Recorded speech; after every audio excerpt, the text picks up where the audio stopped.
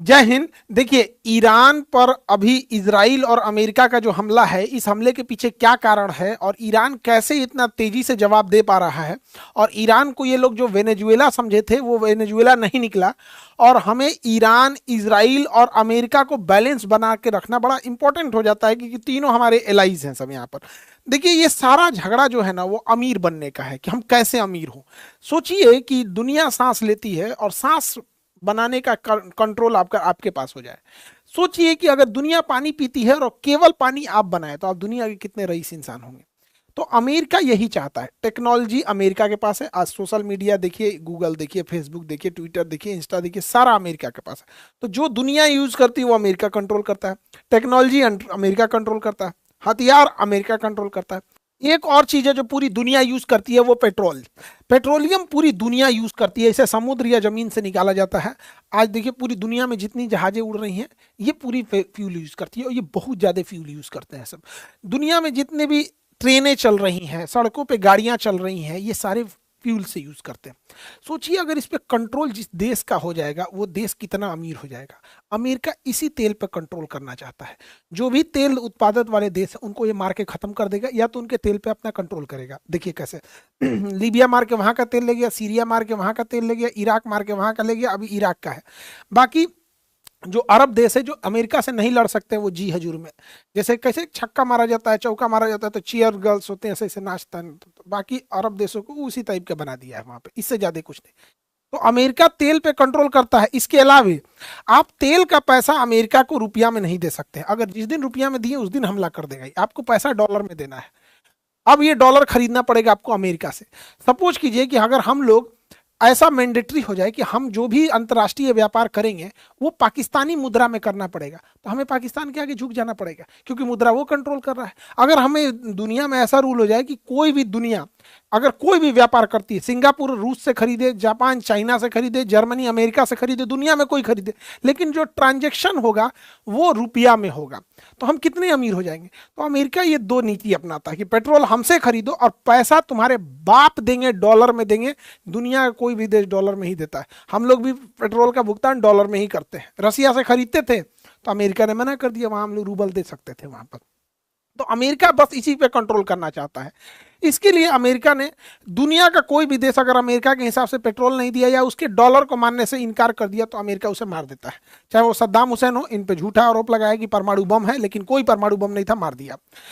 Muammar Gaddafi के खिलाफ इसने प्रोटेस्ट कराया, यहीं की पब्लिक को उग्र कराया। फिर सोशल मीडिया इसके कंट्रोल में है, मीडिया कंट्रोल में, इनको निपटा दिया। बशर अल असद को निपटा दिया।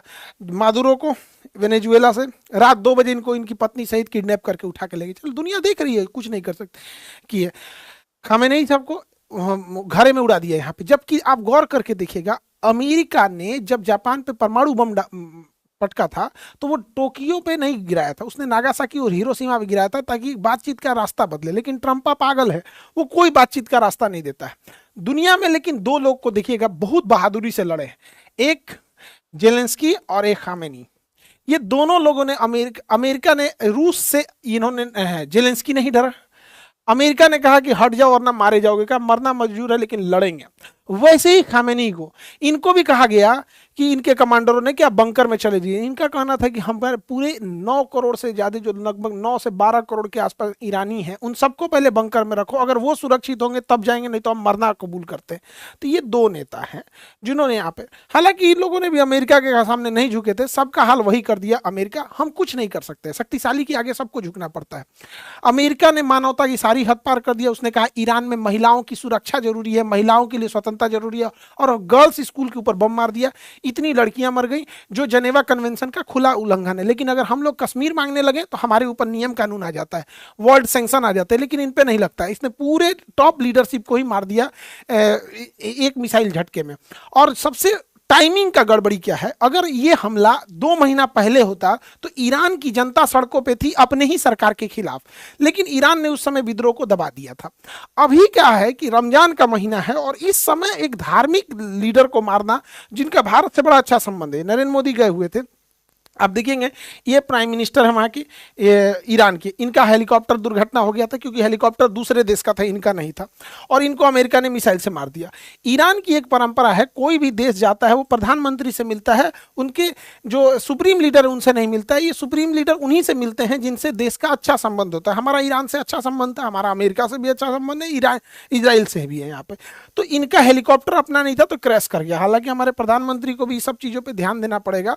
हमारे यहाँ पे भी हेलीकॉप्टर और जहाज अमेरिका का ही, इसलिए ज़्यादा हम अमेरिका से कड़बड़ कड़बड़ करेंगे ना, कुछ इधर उधर कर देगा वहाँ पे, इसलिए उस पर कोई भरोसा नहीं। तो रमजान के महीने में खमैनी साहब की हत्या वही सही है जैसे क्रिसमस के टाइम पे कोई पोप की हत्या कर दे। तो एक धार्मिक जो होता है चीज़ों का वो एक अलग लेवल चला गया है।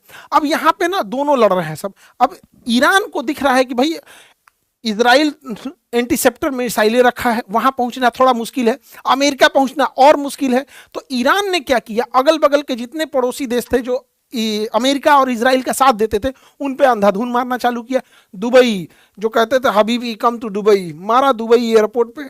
भारत का एक ज्योतिषी दुबई एयरपोर्ट पे फंस गए थे अभी कि भैया ज्योतिष लोग फंस गए, ये तो अलग बात हो गया है। इन लोगों को तो सारी चीजें पहले से पता रहती है।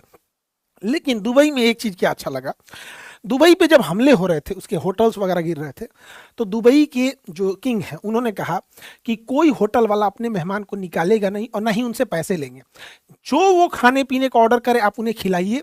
जब ये डिस्प्यूट खत्म हो जाएगा, युद्ध खत्म हो जाएगा, तो जितने मेहमानों का पैसा होगा उसको सरकार देगी। ये दुबई का था।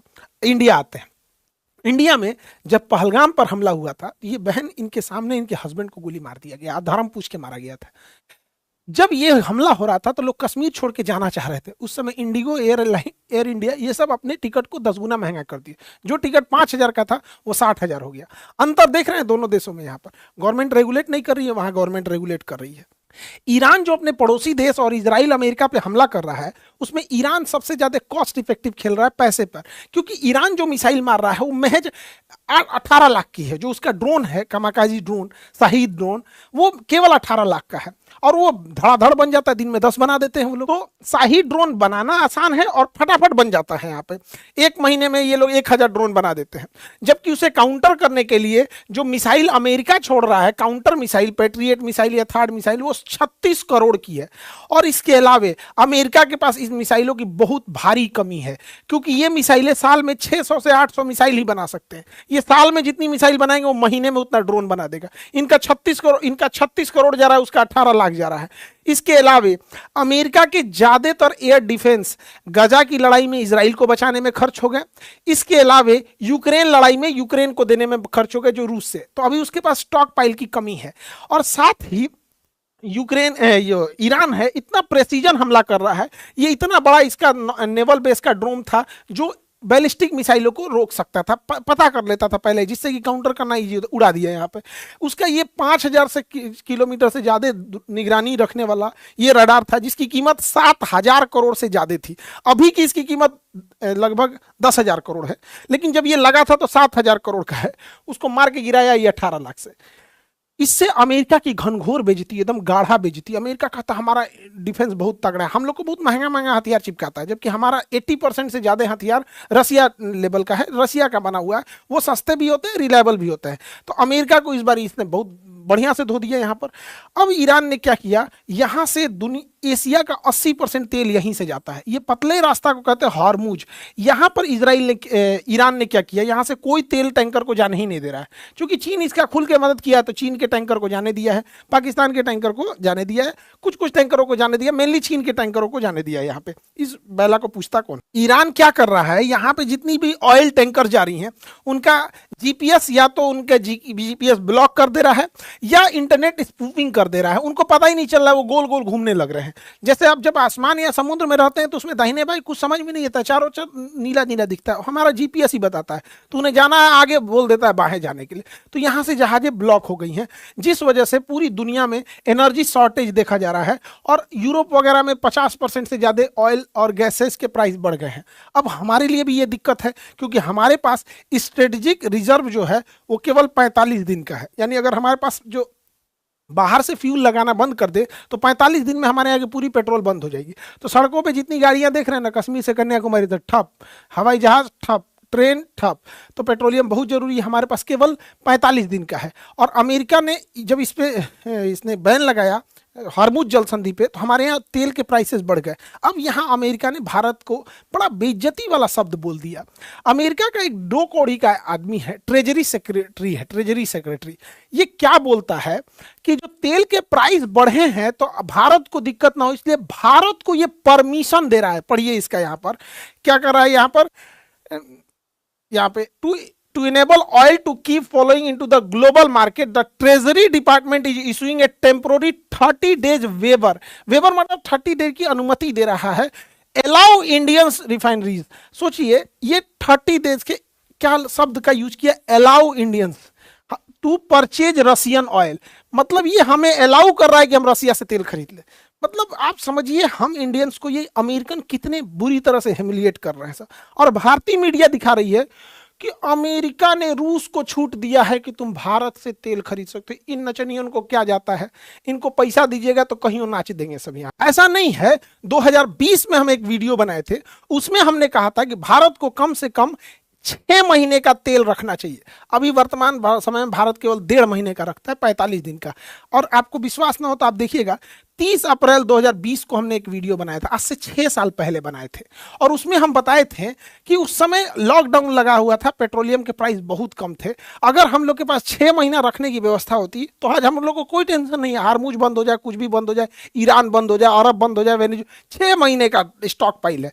लेकिन हम लोग के पास अभी भी 45 दिन का। 6 साल में नहीं सुधर पाया। यहाँ पे क्या सुधरेगा? देखिए अमेरिका के पास और इजराइल के पास फायर पावर तो बहुत ज्यादा है। वो सीरिया को निपटा दिए, इराक को निपटा दिए, अफगानिस्तान को निपटा दिए। तो अगर वो चाहें तो अमेरिका ईरान को भी आराम से निपटा सकता है, उसके पास टेक्नोलॉजी की कोई कमी नहीं। लेकिन अगर ईरान ज्यादा दिन, केवल 30 दिन इस युद्ध को खींच ले गया ना, तो इन लोग के पास पूरा एयर डिफेंस बहुत शॉर्टेज आ जाएगा। और 100% यहां नहीं ना लगा सकते, फिर उधर रूस चढ़ जाएगा, वहां पे यूक्रेन पिटाने लगेगा यहाँ, तो ये लंबा खींच देगा। लेकिन अगर ईरान ध्वस्त हुआ तो ये लोग ईरान की धज्जी उड़ा देंगे, उसको तहस नहस कर देंगे ईरान को, जैसे अफगानिस्तान को किए, सीरिया को किए, इराक को किए। हमें क्या दिक्कत हुआ देखते चलिए एक एक करके। जब अमेरिका इराक से गया तो यहां एक आतंकवादी पैदा कर दिया, ISIS। यहां पर ये अमेरिका जहां से जाता है वहां एक आतंकवादी छोड़ेगा या तो देश का टुकड़ा करेगा। जैसे अंग्रेज हमें छोड़ के गए सब, तो पाकिस्तान पैदा किए सब, पाकिस्तान डेली आतंकवादी पैदा करता। उसी तरह अमेरिका जैसे अफगानिस्तान खाली किया, तालिबान पैदा कर दिया। तो हमारे लिए दिक्कत हो जाता है। अमेरिका चूंकि इतनी दूरी पे है, उससे लड़ेगा वही जिसके पास मजबूत नौसेना हो और बड़ी वायुसेना हो, तो आतंकवादी उनसे नहीं लड़ पाए। लेकिन यहां पर जब वो जाएगा तो सोचिए, अगर वो देश जो यहां पर रहने वाला है, एक इंसान को कैसा लगेगा कि उसके सुप्रीम लीडर को कोई बम से मार दे, या उसके प्राइम मिनिस्टर को कोई मार दे, उसके थल सेनापति, नौसेना पर सबको मार दे, तो कोई ना कोई इंसान तो इसका बदला लेगा। कोई भी इंसान, हम श्रीलंका के राष्ट्रपति को मार देगा, वो भी बदला लेगा। वेनेजुएला का इंसान क्या अमेरिका को अच्छा बोलता होगा? नहीं। अब क्या है कि ISIS हथियारों से लड़ रही थी, तालिबान हथियारों से लड़ रहा था। लेकिन अब जो है आतंकवादी भी अपडेट हो जाएंगे सब। उसरे कोई ऐसा केमिकल बना दे जो गाड़ियों के धुआं में डाल दे, गाड़ियों की टंकी में वहां पेट्रोल के साथ धुआं लेके उड़ जाए, पूरे मोहल्ला साफ कर दे सब। सोच रहा यूरेनियम अगर उनके हाथ में लग गया तो यूरेनियम को अगर वो नदी, नहर या कहीं डाल दे और वो खेती में आ जाए तो लाखों लाख लोग को मार सकता है।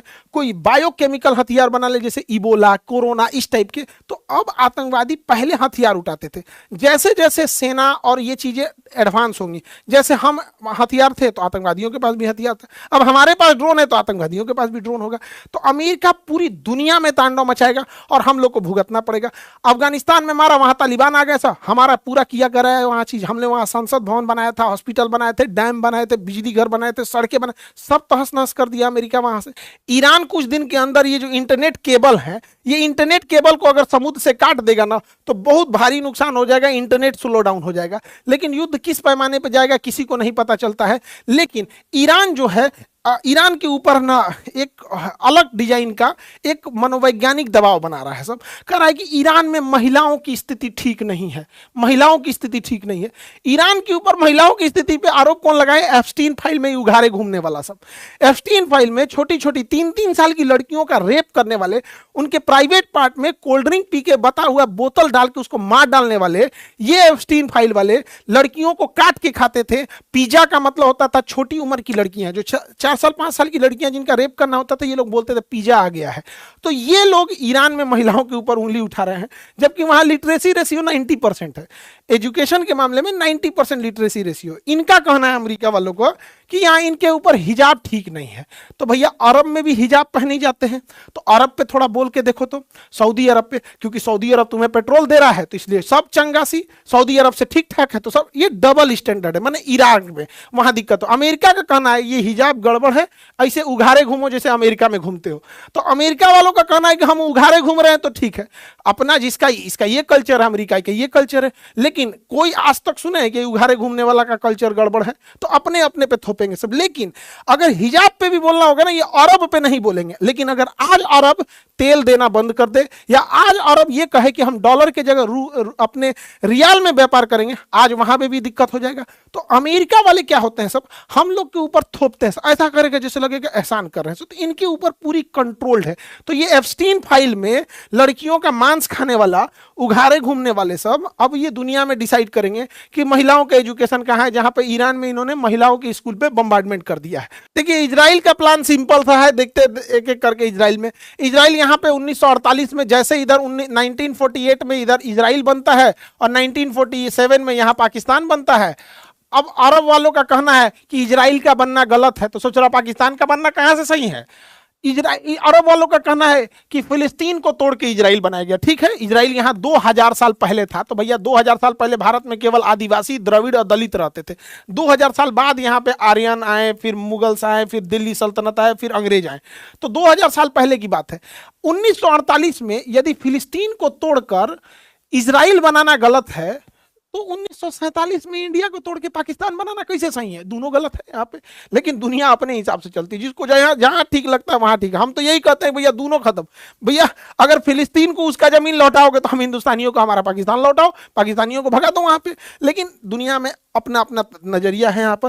पहले यहाँ पर था 48 में, इजराइल धीरे धीरे धीरे एक्सपेंड करते करते करते इजराइल अब यहाँ आ गया। ये छोटा सा एरिया गाजा है, इसे कहते हैं वेस्ट बैंक, फलस्तीन गायब। अब ये वेस्ट बैंक को भी ये लोग खत्म कर देंगे, वेस्ट बैंक को यहाँ से उजाड़ देंगे। और यहाँ से वेस्ट बैंक को ये लोग क्या करेंगे, ये सोमालिया है, यहाँ पर वेस्ट बैंक में इतना बम्बार्डमेंट करेंगे लोग कि या तो जिंदा रहो या तो फिर सोमालिया में चले जाओ। सोमालिया में ये लोग घर और बना के भी दे देंगे और कहेंगे हम पैसे भी देंगे। जब ये सबको यहाँ शिफ्ट कर देगा, पैसा देना बंद, सोमालिया में वैसे कोई गरीबी भूखमरी है वहां पे, और यहाँ गजा में एक अलग से एक शहर बसा देंगे जहां पर ये इजराइल के मिलिट्री और पुलिस वाले जो रिटायर होंगे उनको यहाँ घर दिया जाएगा। ये हम लिख के देते हैं, अगले 3 साल में हो जाएगा।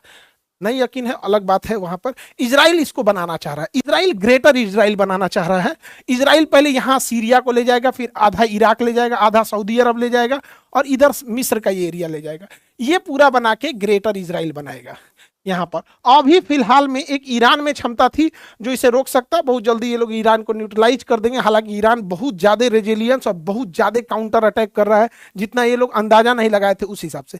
लेकिन अगेन क्योंकि फिर क्या है कि अमेरिका अगर हारने लगेगा या इजराइल लगेगा तो अभी उसके साथ 31 गो नाटो वाला उठ के आ जाएगा। हालांकि स्पेन ने विरोध किया है कि वो नहीं आएगा इसमें। हमारा ईरान से भी अच्छा संबंध है, इजराइल से भी। इजराइल हमें हथियार देता है और इजराइल अभी लेटेस्ट न्यूज में एक तो पता नहीं कौन बोल रहा था इजरायली कि हम 1 बिलियन 140 करोड़ इंडियन की रक्षा करेंगे और उन्हें एयर डिफेंस बेचेंगे। अरे ससुरा तो रही आयरन डोम मत बेचना, ये आयरन डोम जो है बड़ी महंगा है। इससे अच्छा तो हमारा आकाश तीर है। अभी ऑपरेशन सिंदूर के दौरान आकाश तीर ने एक को पाकिस्तानी जहाज को एंटर नहीं देने, तुर्की वाले को मार के उड़ा दिए थे।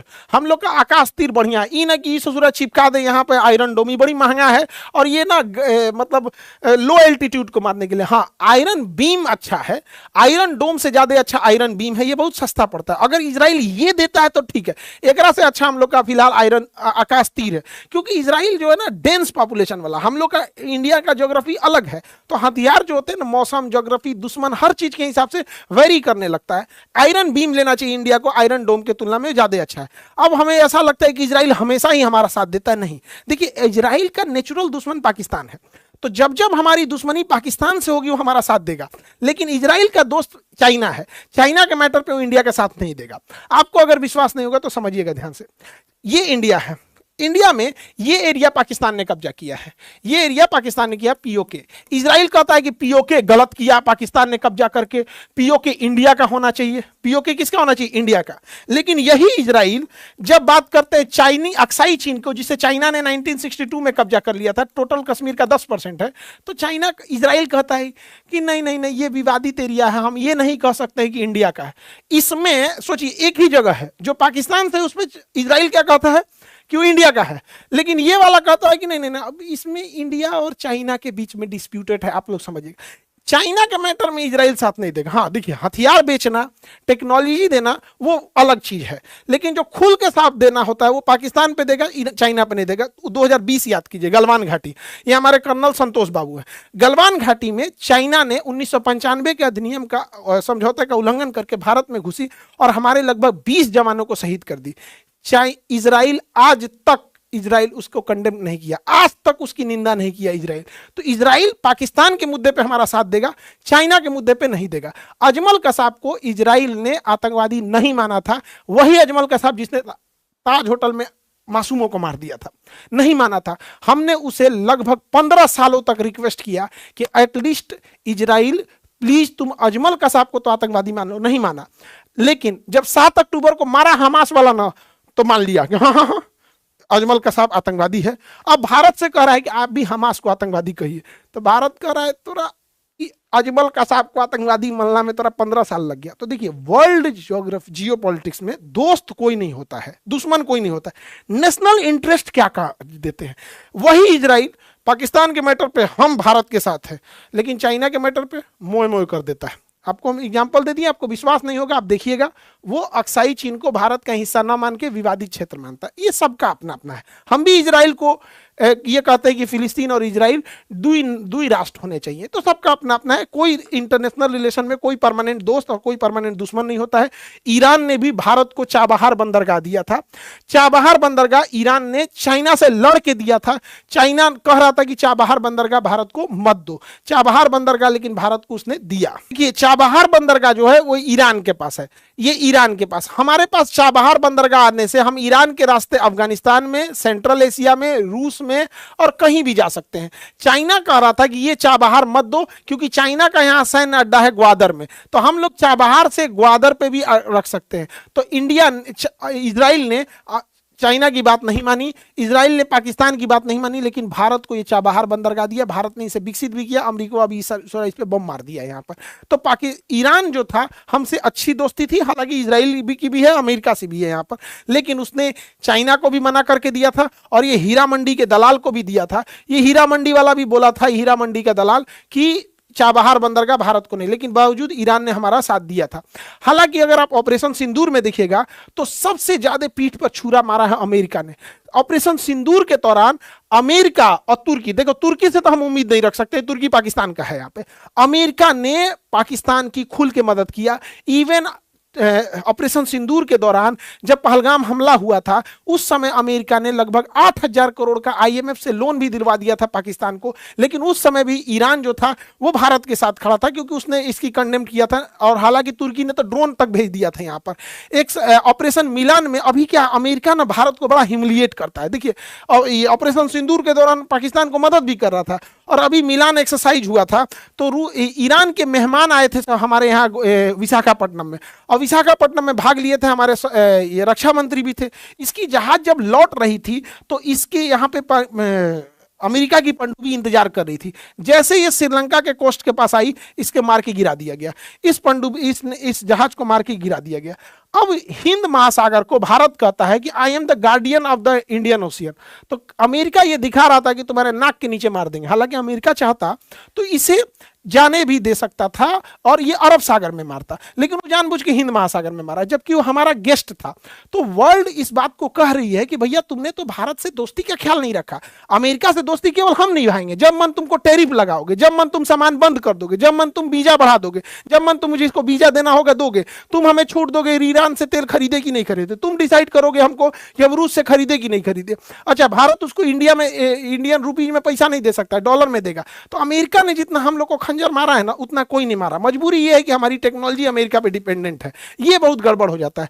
ईरान से भी हमारा ठीक अच्छा संबंध है। ईरान ने दो तीन जगह ईरान का विवादास्पद है, जैसे सीएए, एनआरसी और 370 पे ईरान से बयान आया था कि अल्पसंख्यकों का भारत सरकार ध्यान रखेगी, तो भारत सरकार ने कहा था कि हमारा आंतरिक मामला है। बाकी 90% मामलों पे ईरान ने हमारा साथ दिया था। सबसे बड़ा साथ दिया था कश्मीर के मुद्दे पर 1994 में।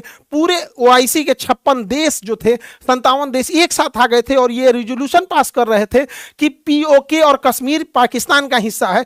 ईरान सारे मुस्लिम देशों से लड़ गया और कहा कि नहीं, कश्मीर और पीओके कंप्लीट इंडिया का हिस्सा है। तो हम लोग की दोस्ती सब अच्छी चलती है। हालांकि दोनों में बीच में बैलेंस बनाना जरूरी है हम लोग के लिए, क्योंकि यहां से टेक्नोलॉजी है और यहां से हम लोग के पास एक पुराना लगभग हजारों सालों का एक रिश्ता है और पास का पड़ोसी है। अभी कई बार हाइपोथेटिकल कहते हैं लोग कि ईरान से युद्ध हो जाएगा तब कौन क्या करेगा। अरे भैया, उस तरह से रूस से भारत का युद्ध हो जाएगा तो हम क्या करेंगे? अमेरिका से युद्ध हो जाए, युद्ध होगा तो लड़ेंगे लोग। युद्ध में कौन किसके साथ नहीं रहेगा यहाँ पे, चाहे इजराइल हो, चाहे इंडिया, ईरान हो, चाहे अमेरिका हो, चाहे रूस हो। हमारे पहलगाम हमला हुआ था, भारत के हर लोगों ने भारत के साथ एकजुटता दिखाई थी, चाहे पुलवामा हमला हुआ हो या कभी भी हो। तो देश में ना हाइपोथेटिकल अलग चीज हो जाता है। हालांकि हर मामले में ऑपरेशन सिंदूर में भी इजराइल ने हमें हर तरह की जानकारी दिया था। हालांकि तुर्की, चाइना और अमेरिका ने पाकिस्तान का साथ दे दिया। देखिए, डबल स्टैंडर्ड किसे कहा जाता है ऐसे समझिएगा। अगर कोई मक्खी चाय में गिर जाए तो हम ये चाय पिएंगे, हम ये चाय नहीं पिएंगे, हम चाय फेंक देंगे, हम चाय फेंक देंगे। लेकिन अगर वही मक्खी अगर घी में गिर जाए तो हम घी नहीं फेंकेंगे, घी महंगा है, हम नहीं फेंकेंगे। हम क्या करेंगे? मक्खी निकाल के फेंक देंगे, घी नहीं फेंकेंगे। तो हमारे डिपेंड करता है सामने वाला कितना पावरफुल है। अरब वाला अगर बीफ खाता है तो हम लोग उसको कहते हैं कि भाई तुम ये खा रहा है, और इजराइल वाला 75% खाता है तो हम इसे नहीं बोलते, केवल डबल हो जाता है, क्योंकि हमको रिलेशन मैनेज करना है।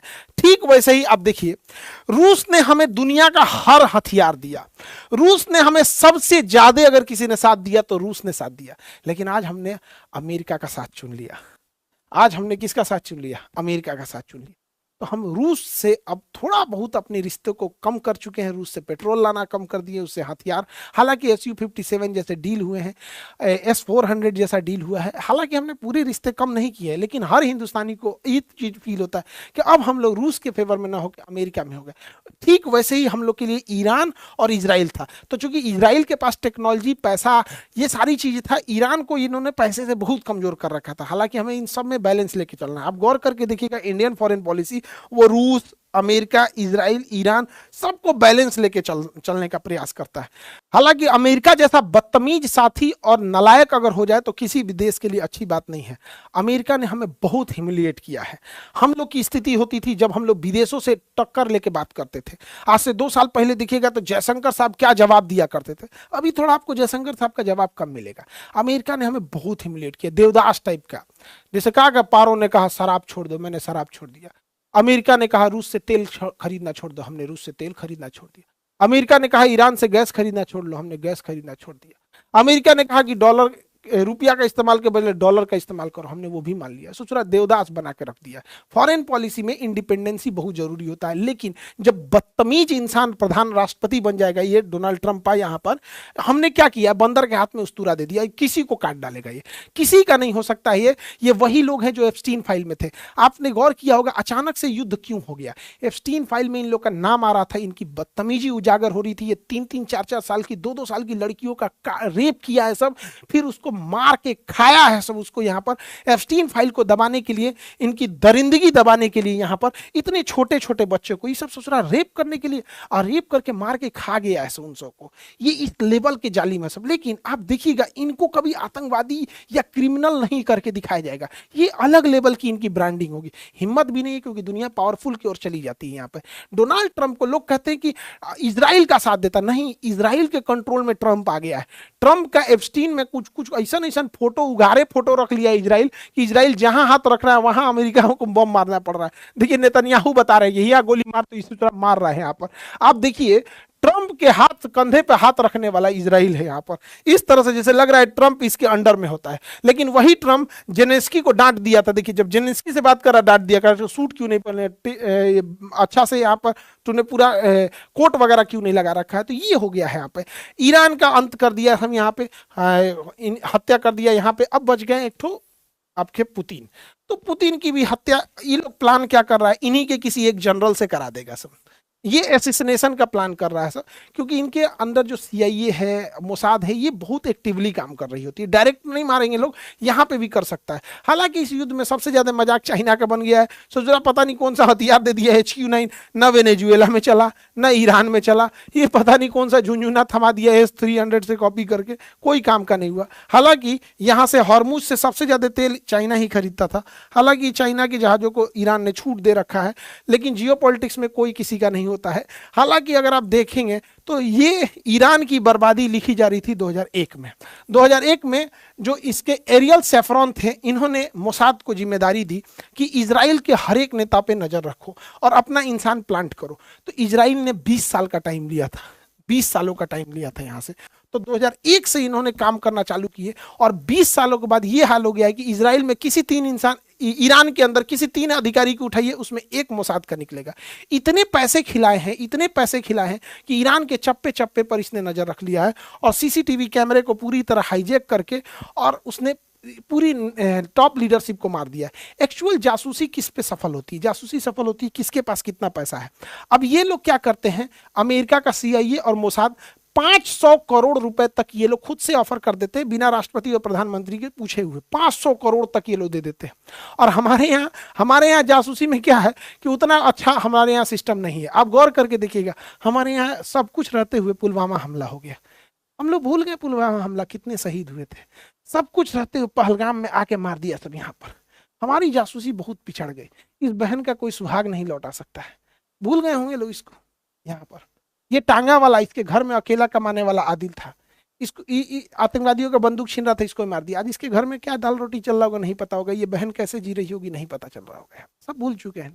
एक बार हमें भी सवाल उठाना पड़ेगा। हमारे यहाँ का जासूस तो ऐसा नहीं होता है सर। हाई मोरारजी देसाई थे, इनसे 50 लाख रुपया मांगा गया था।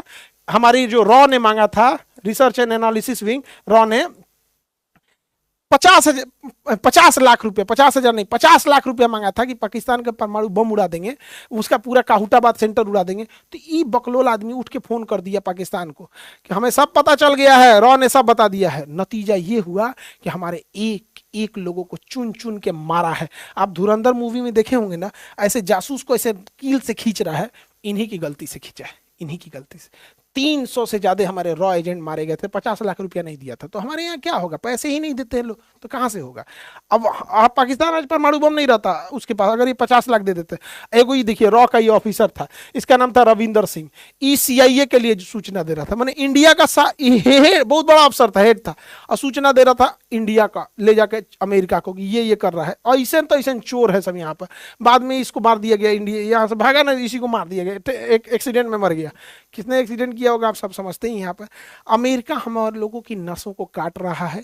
अमेरिका कहीं नहीं छोड़ रहा। हमारे बैकयार्ड से बांग्लादेश में सरकार गिरा दिया और बांग्लादेश को कहा है कि तुम हमसे कॉटन खरीदो। आप जान के ताज्जुब होंगे, बांग्लादेश का टोटल टेक्सटाइल इंडस्ट्री बहुत बड़ा है, जो 40% डिपेंड करता है इंडिया पे। उसने इंडिया पे टेरिफ लगा दिया। बच्चा बांग्लादेश जिसको हम लोगों ने पैदा किया है, नहीं हो रहा था 1971 में, तो हम लोगों ने उसको पैदा किया, हमारे ऊपर टेरिफ लगाया है। और पता है क्या, कॉटन कहाँ से खरीद रहा है? कॉटन और धागा अमेरिका से खरीद रहा है। देखिए अगेन, पैसा और पावर किसके पास है? जिसके पास पैसा और पावर है उसकी सारी गलतियां माफ। अमेरिका ने हमारे ऊपर 1971 में 7वां बेड़ा लेके आया था परमाणु बम मारने, लेकिन आज दोस्त बन गया है। 1970 के दशक में हमारे पास खाने को गेहूं नहीं था, तो सुअर को खाने वाला गेहूं हमें दिया था, हम लोगों ने भूल गए। यहाँ पे पहलगाम हमले में पाकिस्तान का साथ दिया, पाकिस्तान को 8,000 करोड़ रुपए का सैंक्शन कराया IMF से, हम लोग भूल गए।